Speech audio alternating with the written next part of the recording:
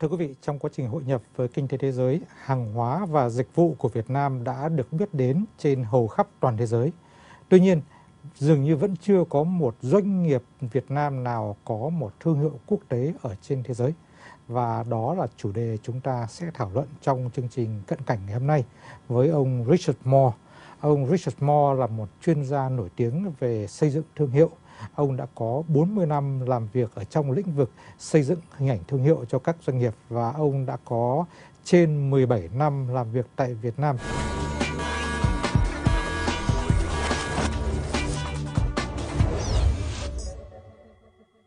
So, Mr. Richard Moore, thank you for coming. So, Mr. Moore, with over 40 years in experience of brand building, and you're over 17 years in Vietnam, my first question is why we don't see a single Vietnamese company that owns an international brand name? Certainly are many reasons for this, but I think two strong reasons. One is simply lack of experience. We have to remember that Vietnam's experience in the free market is about 25 years, less than 25 years. Doi Moi occurred in 1986. In those days, brands were just beginning to start. In fact, there were no brands. There were just companies that were marketing goods and products. And the marketplace was very receptive to that because at last they had some choice. That period of time was very young. There's just lack of experience. Not only in the experience of doing business, but the experience of experiencing marketing, of experiencing a brand. When I grew up as a child, marketing was all around me. It was inescapable. You walk into a supermarket, you see packaging. You turn on the television, you see advertising. You read a magazine, you see ads. So marketing comes into us in a free market culture almost by osmosis. But most of the leaders of the companies in Vietnam right now are from state, if they're a large company, they probably come from a state-owned company background. They are almost certainly over 50 years old, yes. Which means during their educational process, they did not have access to some of the kind of marketing education, marketing materials that are commonplace in free market countries. That's my experience. Yeah. During 70s, I was studying in university. I started business. You did? I didn't take any course in marketing. Yeah. Just because in school we didn't have a course in marketing. Right. Yes. Right. So you say the age of business leaders are also important? Yes, I think so, because those that are over 50 haven't really experienced branding. It's not because they're timid. These leaders are really courageous. They have guts. They are very intelligent, and they have a lot of drive. They've had to push through the companies they've created out of really nothing, out of what was purely a planned economy. So I have the greatest admiration for these leaders. But when it comes to understanding branding and it comes to understanding marketing, many of them just do not have the foundation to understand it the way someone younger might. But they have some assistants, they have staff. But one time you mentioned to me that they also lack of confidence. Yes, and that's comes from that lack of experience. Because they're not so familiar with marketing and branding, they're a little reluctant to go into a foreign environment where the way they've done things so successfully here in Vietnam may not work. And at the same time, here in Vietnam, the market is growing 7% or larger for many, many years, every year. And the opportunities were right here. Yes. So for many of them, they think, well, it would be foolish for me to try a really risky venture overseas when things are booming right here in Vietnam. But you have been in Vietnam, of course, off and on for over 17 years. You compare the situation now and 17 years ago. Is it different in terms of brand building? Yes, it's enormously different. I spend half my year here every year. I'm 2 months here and 2 months in New York and then back. And every time I come back, I see more understanding of what branding is. When I first began talking to brands back then, they weren't brands, they were companies actually. At first an effort to teach them about marketing communication. Yes. Just pure elements of marketing communication, such as advertising and posters and brochures and those sort of things. I would say up to a point in time, maybe 5 years ago, those companies by then had learned really what marketing communication is. And we could see at that point in time really good advertising, really good elements of advertising in all different kinds of media. Yes. But what we didn't see then was the cohesive single voice in all of those materials. A company may have great ad, or might have a great billboard, it might have great business cards, Yes. But they may not look like they were all coming from the same company. They may be very good in their own right. Yes. And maybe a little less than 5 years ago, these companies began to realize that, hey, we need to begin talking in a single voice. Yeah. Probably was helped along by WTO opening, and a lot of other foreign companies coming in and Yes. bringing their years and years ago developed really solid brands. Yes. We'll talk more about a yeah. foreign company coming to Vietnam. There's a pros and cons for Vietnamese company. But now, I'm just curious that if, in your view, when Vietnam will have company that own an international brand name, you have to wait for how long? I think when the next generation is taking office. And that's happening rather quickly. Those entrepreneurs who are in their 30s now are those that are going to bring it to play. I'm a branding person. I deal in images. And when we begin working with our clients, the first thing that we begin working with is not an image. It is with what is different about this company. How does this brand differentiate itself from its competition? We spend the first part of our process trying to figure that out. And only after we figure that out do we begin building a brand and building an identity for it. So differentiation really is related to innovation. So in terms of when there will be a brand ready to go outside Vietnam, the real question is, when will innovation begin in Vietnam? And it's those leaders that are in their 30s who are going to figure that out. They haven't yet. I don't see any trend, any national trend about what might be called innovation in Vietnam. Yeah. In Japan, I lived in Japan from 1959 to 65, at a time when Japan was thought of as, oh, a country that just makes cheap products and they imitate what other people do. By the time I left in 1965, I had witnessed the invention of the Walkman, cameras that were small and really high quality, the beginning of the small automotive industry.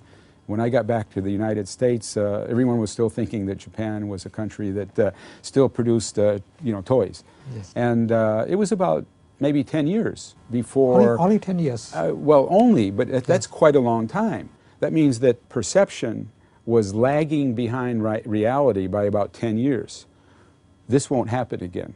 Today, in this age of television communication and internet and instant marketing, things will happen a lot faster. Thưa quý vị, chúng ta đang trao đổi với ông Richard Moore và chúng ta vừa trả lời câu hỏi tại sao Việt Nam chưa có những công ty mang thương hiệu toàn cầu. Và trong phần tiếp theo chúng ta cùng quay trở lại và chúng ta sẽ xem cái nhu cầu phải có một thương hiệu toàn cầu ở Việt Nam như thế nào.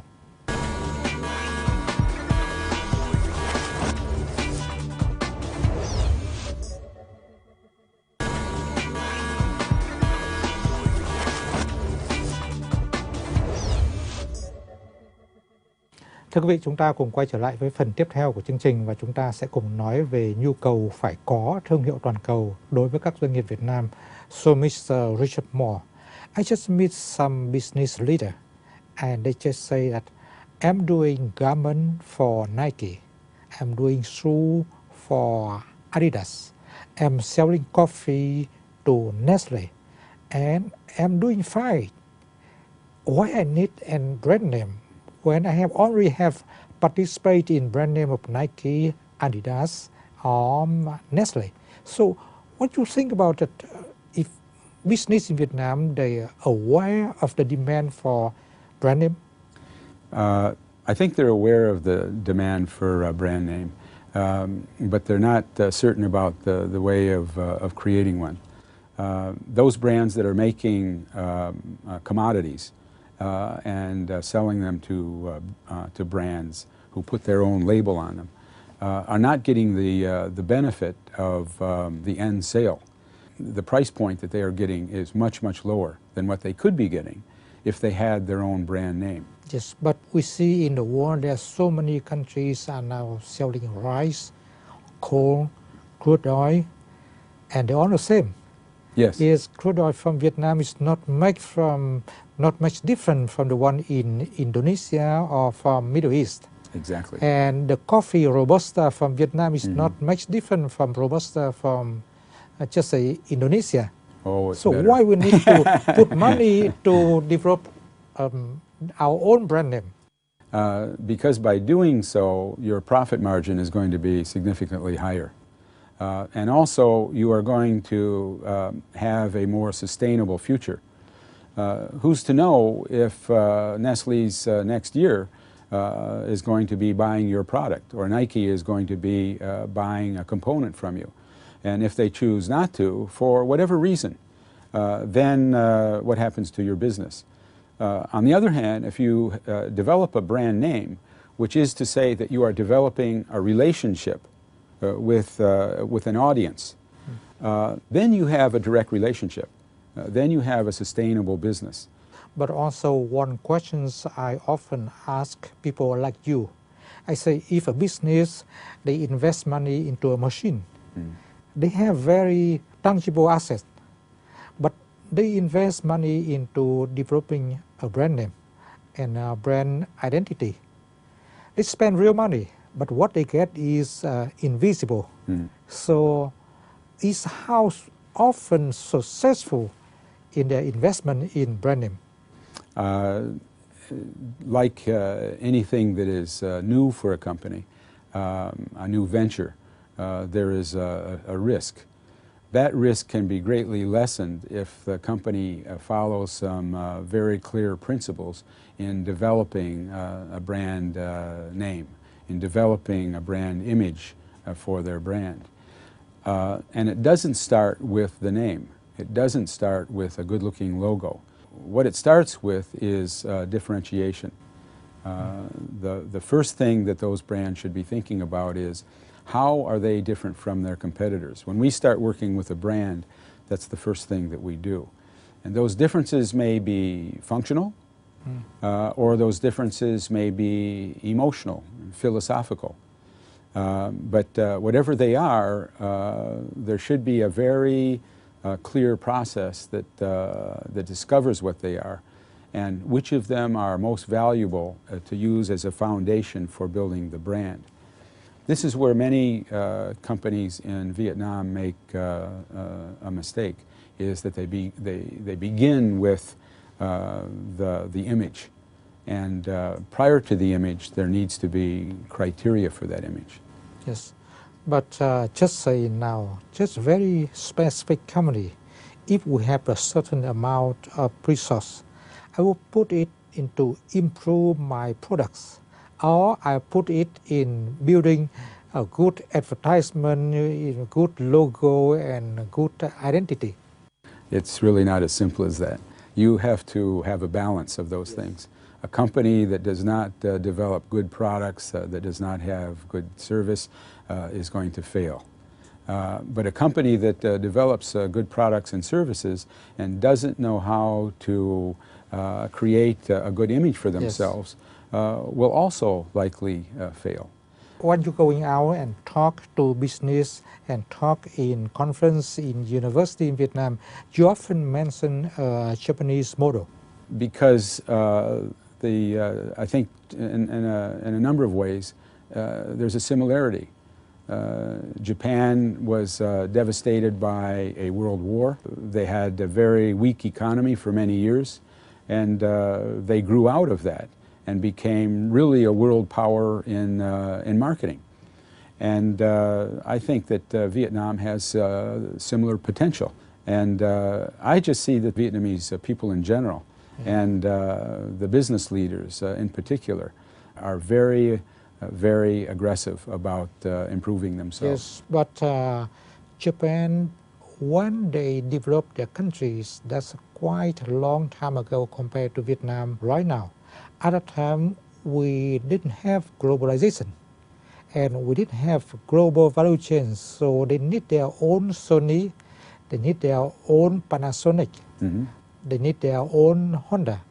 But now we say that we have global value chain. We don't need to develop a brand name Sony. We still can participate in Sony production. We still can participate in Honda productions. Some business in Vietnam may say that.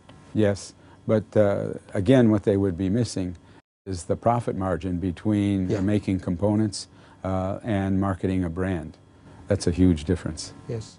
You mean that if people now, they participate in global value chains, they produce parts for Sony, for Honda, they still need to develop their own brand name, or only they need global brand name when they access to final consumer?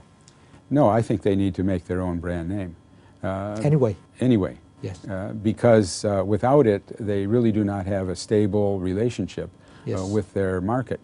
So probably I would say that you are among the group of foreigners that knows Vietnamese economy better than anyone. So now you can look at Vietnam. What sector in Vietnam is in best position and there's most demand for brand name? In terms of international brand name? Yes. I would say at this particular point in time, those brands that have something different. And the brands that have something different in the international marketplace right now are brands that express a strong cultural element.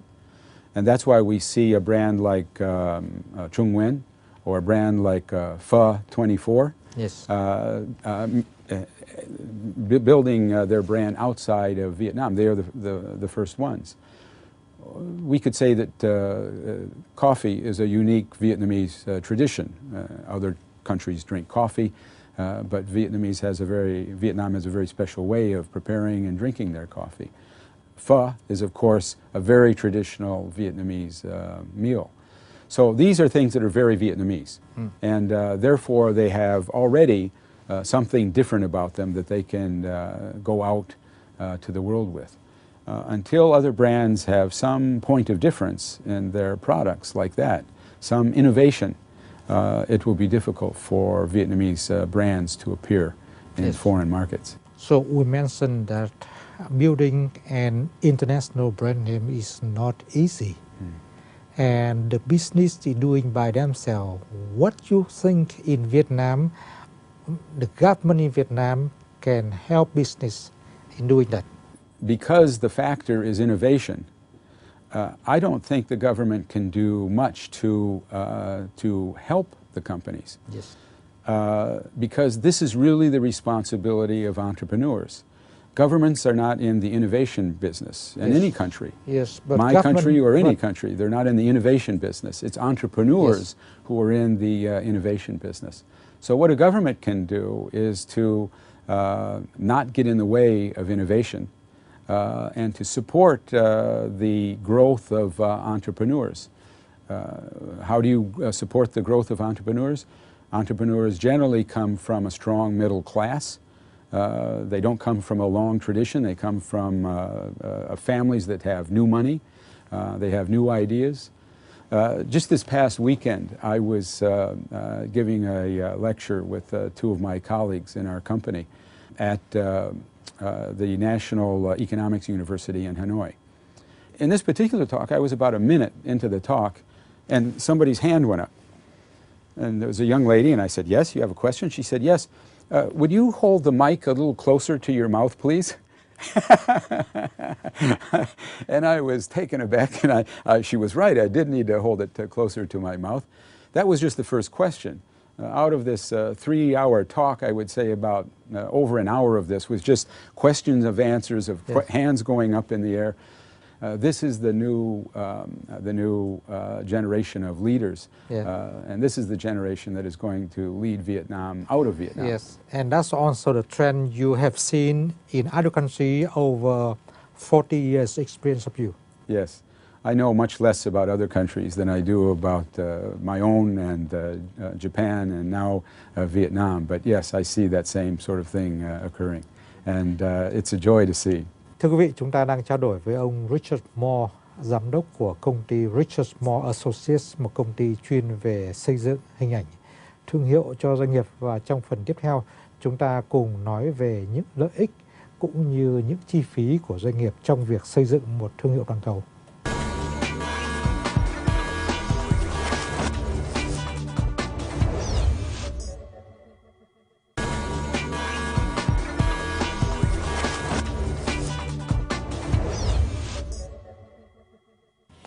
Thưa quý vị, chúng ta cùng quay trở lại với phần thứ 3 của chương trình. Chúng ta đang trao đổi cùng ông Richard Moore và chúng ta đang nói về câu chuyện xây dựng thương hiệu đối với doanh nghiệp Việt Nam. So Richard, you often see a lot of mistakes for company when they're doing brand name. Some mistakes are just tactical, they can redo it. Or some mistakes are, we say, strategic. When they commit that, they have to redo from very beginning. So what are the most common mistake for Vietnamese company? Well, when it comes to branding and the creation of a brand identity system, most of the mistakes that I see are strategic. And because they make strategic mistakes, then the tactical mistakes follow. The biggest mistake that's made is with large companies that have multiple sub-brands under them. They include sub-brands under the parent's brand name of businesses that are too far away, too distant from the business that the parent is in. This erodes confidence, consumer confidence, in who the brand is. I know your profession, you know my profession. That helps us as human beings understand who we are and what we do. And brands are the same way. Brands are really very much like you and I. So when a brand is diversified in so many different things that are really unrelated to one another, it's difficult for consumers to build confidence in this. Is it the situation only in Vietnam when we have big corporations, they doing the shipbuilding, they can do mining, and also do the tourist, hotel, and they open university? I mean, there's too many fields in one corporation. Other countries that I'm familiar with. And I think the reason for that is that after Doi Moi, the market just opened and the consumer base was happy to have products made by anyone that could give them a choice in life about their basic needs. Today it's a different story.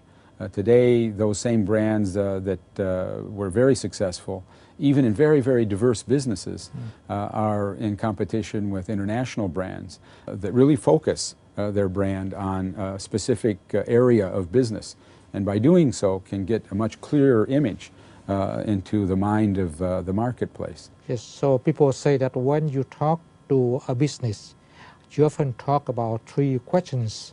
What are 3 questions you mentioned? Oh, well, these are really a way of determining how close a sub-brand should be to the identity, the image of the parent brand. Yes. The first question is, if we communicate our relationship between the parent and the sub-brand very openly to the marketplace, is that beneficial to the parent brand? I mean, will that really help me? If I'm a mining company and I buy a beer company, is that going to help my mining business? Another question is, from the sub-brand's point of view, if it is very clear that the sub-brand has a relationship with the parent brand, is that good for the sub-brand? Just to take the mining company and the beer company, is that going to help me sell beer? And the third question is really from the consumer's point of view. When they see the relationship, What's in it for me? What are they going to think? I just tell one company in Vietnam, say, we see Sony, and we have Sony PlayStation, we have Sony Walkman, we have Sony Trinity, but can we see Sony cigarettes? Probably not, although I confess, I once saw an advertisement in which there was a Sony brand on it, Yes. and there were kitchen fixtures, and I thought, my gosh, Sony has gone into the kitchen appliance business, and I thought, well, you know, Sony's really smart. They'll probably do a good job of that. And then I realized the advertisement was just talking about some form of communication that they had developed for companies like the like the kitchen appliance company. Yeah. They weren't selling kitchen appliances at all. But my first thought was, here's a really bright company, and they can be in any business. Yes. So there are companies like Virgin Airlines, for example, who have this kind of an aura around them, which they have very carefully built. And they have a great deal more latitude about how far they can extend their brand into other businesses. Cigarettes is probably still too far for Sony. You mean in your business, when you're working with company, you talk a lot about building brand ID, brand identity, and also to manage brand image. What are different from the brand ID and brand image, at least for Vietnamese company, on the first step of building? It's a very good question. It's the same for any company. Companies have 100% control over their brand identity. They can control their logotype, their name, the colors they use, the typefaces they use, the formats they use, and all different kinds of media. But they cannot control brand image.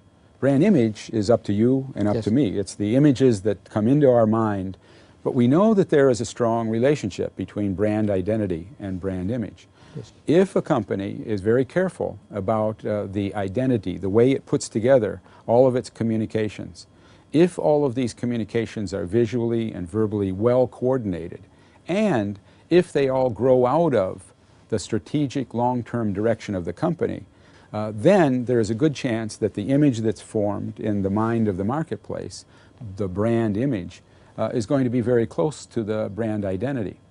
If a company doesn't take that care to closely coordinate all of these things, or to grow them in a way that doesn't really relate to their strategy, then the chances of the marketplace mind somehow magically putting this together in a favorable way is really not going to happen.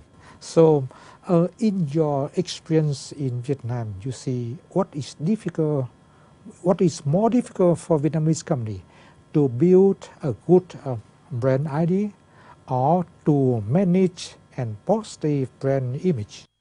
Well, managing the brand image is always the most difficult because there are many things that go into it.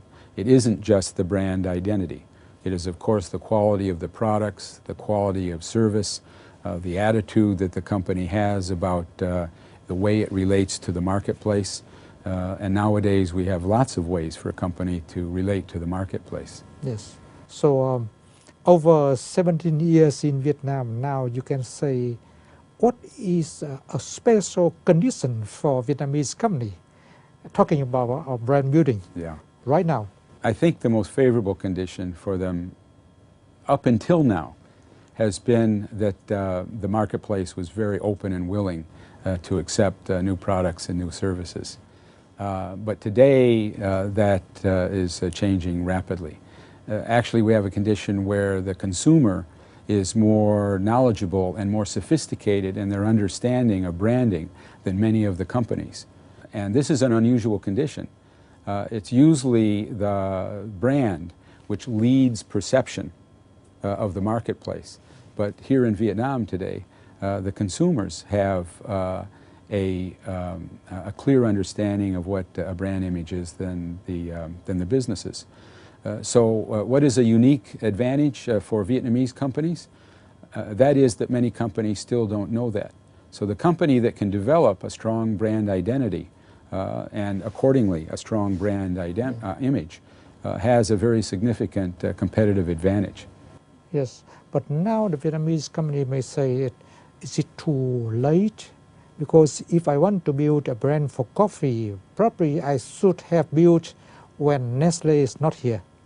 If I want to build my brand for just say detergent or soap, I would have done that before P&G and Unilever is here.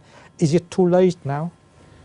For brands where there is a major leader, yes, it's probably too late for you to become the leader.